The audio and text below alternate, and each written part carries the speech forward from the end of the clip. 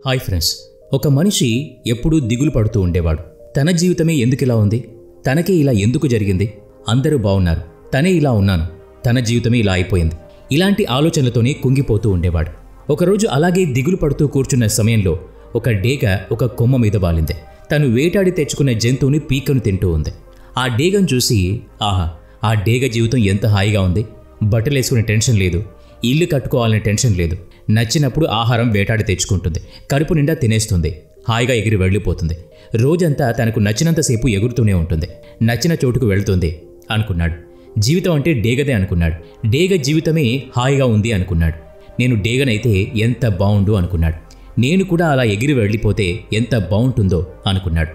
ఏ కష్టాలు ఉండేవి కాదు అనుకున్నాడు. నేను కూడా డేగనైతే ఎంత బాగుంటుంది అని మనసులో 1-2 సార్లు అవే మాటలు అనుకున్నాడు. ఇంతలో ఆకాశంలో మెరుపు మెరిసింది, ఉరుము ఉరిమింది. ఆకాశవాణి వినిపించింది. ఎంతో ఉత్తమమైన జన్మ మానవ జన్మ. ఈ జన్మ నువ్వు వద్దనుకుంటున్నావు, డేగ జన్మ కావాలనుకుంటున్నావు. మళ్ళీ నీకు మానవ జన్మ రాదు, అందుకు సిద్ధమేనా అని అడుగుతుంది ఆకాశవాణి. అక్కడ కూర్చుని ఆకాశం వంక చూస్తున్న ఆ వ్యక్తి కాసేపు ఆశ్చర్యపోతాడు. తను చూస్తున్నది నిజమేనా అన్న అనుమానం వస్తుంది. నిజంగానే నాకు మనిషి జన్మ వద్దు, డేగ జన్మ కావాలని అడుగుతాడు. అప్పుడు ఆకాశవాణి మరోసారి అదే మాట చెప్తుంది. మరోసారి ఆలోచించుకో, ఒక్కసారి డేగగా మారాక మరోసారి మనిషి రూపంలో ఉండలేవు, అందుకే 1-2 సార్లు ఆలోచించుకో అని వినిపిస్తుంది. అయినా ఆ వ్యక్తి డేగగా మారేందుకే సిద్ధపడతాడు. అలా అనగానే ఆ వ్యక్తి డేగగా మారిపోతాడు. గాలిలో ఎగిరిపోతాడు. స్వేచ్ఛగా విహరించడం మొదలు పెడతాడు. ఆహా, ఎంత హాయిగా ఉంది ఇలా ఎగురుతూ ఉంటే, ఎంత స్వేచ్ఛగా ఉంది ఇలా విహరిస్తుంటే అనుకుంటాడు. జీవితం అంటే ఇది కదా అనుకుంటాడు.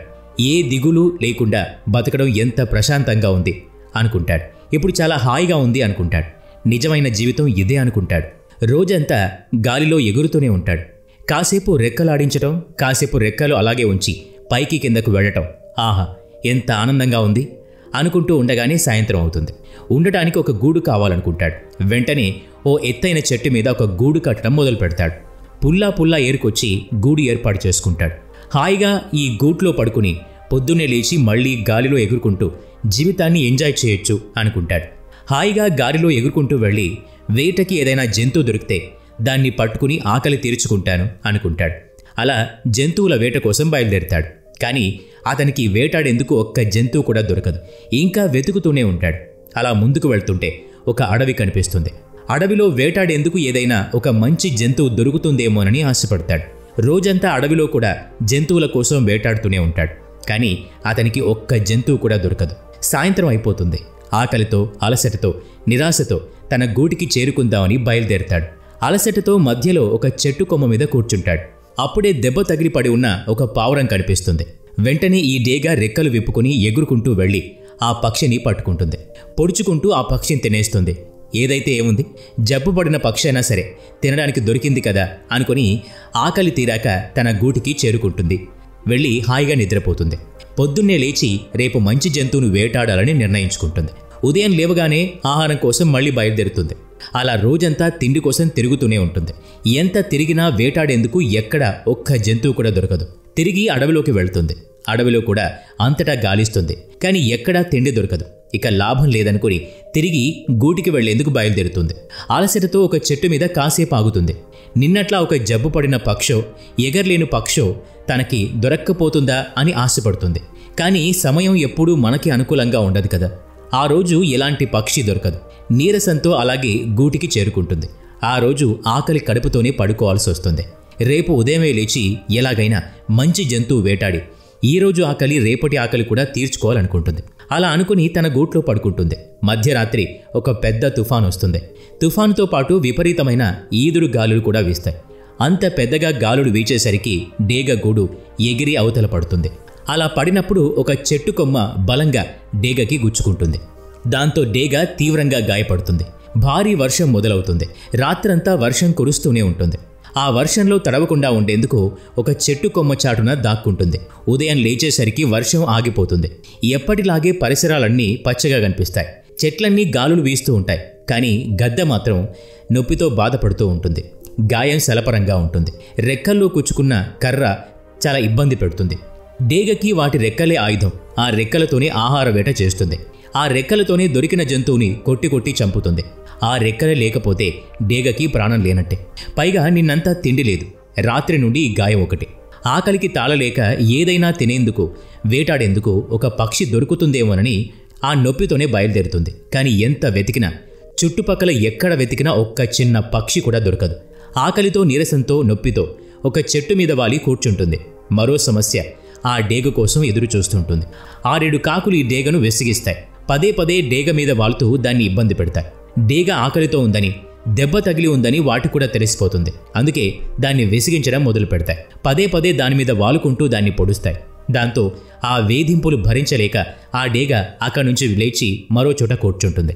కాసేపటికి కాకులు అక్కడికి కూడా వెళ్ళి డేగను వేధిస్తాయి. కాసేపటికి డేగ అక్కడి నుంచి కూడా వెళ్ళిపోయి మరో చోట కూర్చుంటుంది. కాసేపటికే కాకులు అక్కడికి చేరి డేగను విసిగిస్తాయి. దాంతో విసి వచ్చిన డేగ కాకులు తన రెక్కల మీద వాలగానే ఆకాశం పైకి ఎగరడం మొదలు పెడుతుంది. కాకులు కూడా డేగ మీద కూర్చుని అలాగే వెళ్తాయి. డేగ ఇంకా చాలా ఎత్తుకు ఎగురుతుంది. అలా ఎత్తులోకి వెళ్ళాక కాకులకి ఆక్సిజన్ సరిపోదు. దాంతో అవి ఇబ్బంది పడతాయి. అయినా సరే డేగ ఇంకా పైకి వెళ్తుంది. దాంతో కాకులకు శ్వాస అందక సొమ్మసిలి కింద పడిపోతాయి. కానీ అంత ఎత్తుకు ఎగరడానికి డేగకి చాలా శక్తి కావాలి, ఓపిక కావాలి. కానీ డేగేమో ఆకలితో ఉంది, గాయపడి ఉంది, చాలా నీరసంగా అనిపిస్తుంది. కిందకి వాలగానే కాకులు తిరిగి డేగను వెంబడిస్తాయి. ఆ కాకుల్ని తప్పించుకుని డేగ చాలా దూరం అలాగే నొప్పితో, ఆకలితో ప్రయాణిస్తూనే ఉంటుంది. ఎక్కడైనా కాస్త తిండి దొరుకుతుందేమోనని వెతుక్కుంటూనే ఉంటుంది. కాసేపు ఆగుతూ, కాసేపు ఎగురుతూ, కాసేపు చెట్టు మీద వాలుతూ అలా ప్రయాణిస్తూనే ఉంటుంది. అలా ఎగిరి ఎగిరి ఒక హాస్పిటల్ భవనం పై అంతస్తులో కూర్చుంటుంది. అక్కడికి వచ్చే పేషెంట్లను చూస్తుంది. నేను కూడా మనిషి రూపంలో ఉంటే తన బాధ ఎవరికో ఒకరికి చెప్పుకునే అవకాశం ఉండేది. ఆకలని అడిగితే ఎవరో ఒకరు తిండి పెట్టేవారు. ఇక్కడ నొప్పిగా ఉందంటే, గాయమైందని చెప్తే ఎక్కడో చోట వైద్యం చేయించుకునే అవకాశం ఉండేది అనుకుంటుంది. అలాగే తిండి తిప్ప లేకుండా 1 రోజు గడిచిపోతుంది, 2 రోజులు గడిచిపోతాయి, 3 రోజులు గడిచిపోతాయి. 1 వారం రోజుల్లో ఆ డేగ సిక్కి శల్యమై తనువు చాలిస్తుంది. ఎవరు ఏ రూపంలో పడితే ఆ రూపం ఎంత ముఖ్యమైందో అర్థం చేసుకోవాలి. అత్యుత్తమమైన మానవ రూపాన్ని వదులుకొని డేగ జీవితం బాగుంటుందనుకోవటం ఎంత పిచ్చి పని కదా. ప్రతి మనిషికి ఏవో సమస్యలు ఉండే ఉంటాయి. సమస్య లేని మనిషి ఎవరుంటారు? మనకొచ్చిన సమస్యలే పెద్దవి, ఇతరులకొచ్చిన సమస్యలు చిన్నవి. మనమే కష్టాల్లో ఉన్నామనుకుని ఇతరులంతా బాగున్నారనుకోవటమే పొరపాటు. సమస్యలందరికీ ఉంటాయి.